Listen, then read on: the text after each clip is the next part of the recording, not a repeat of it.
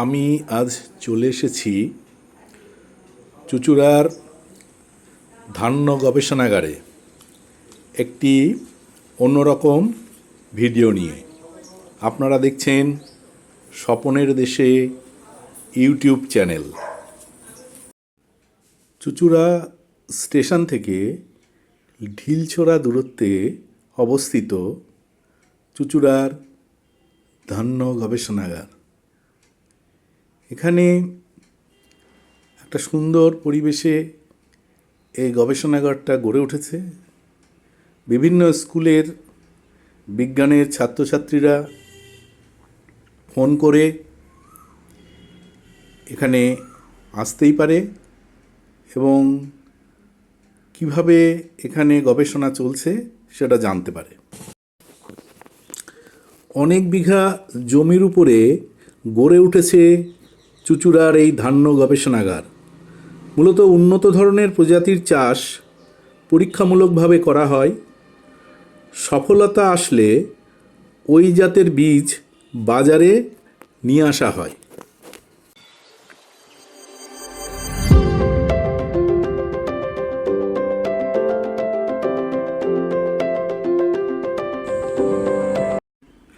ধান্য গবেষণাগার প্রাকৃতিক সৌন্দর্যে ভরপুর।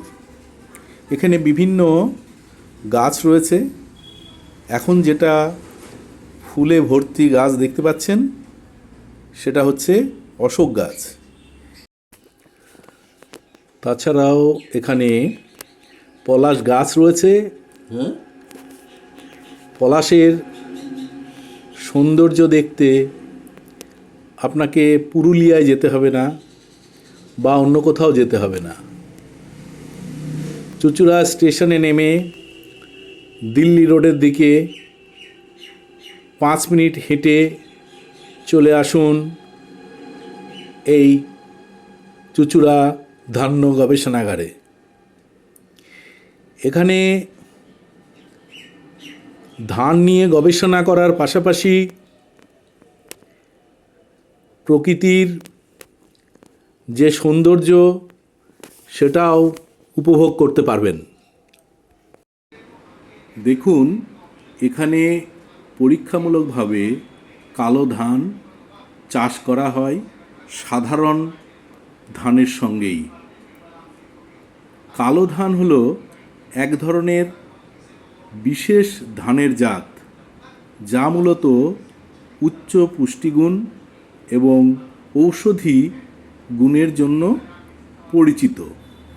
এই ধানে প্রচুর পরিমাণে অ্যান্টিঅক্সিডেন্ট ও পুষ্টি উপাদান থাকে। এতে অ্যান্থোসায়ানিন নামে একটি শক্তিশালী অ্যান্টিঅক্সিডেন্ট থাকে, যা কোষের ক্ষয় রোধ করে। এটি সাধারণ সাদা বা ব্রাউন রাইসের তুলনায় বেশি প্রোটিন ও ডায়েটারি ফাইবার প্রদান করে। এটি রক্ত স্বল্পতা প্রতিরোধ করতে পারে। এটি ডায়াবেটিক রোগীদের জন্য ভালো। ভারতের দক্ষিণাঞ্চলে এই ধান পাওয়া যায়। স্বপনের দেশে ইউটিউব চ্যানেলটি সাবস্ক্রাইব করবেন। ধন্যবাদ।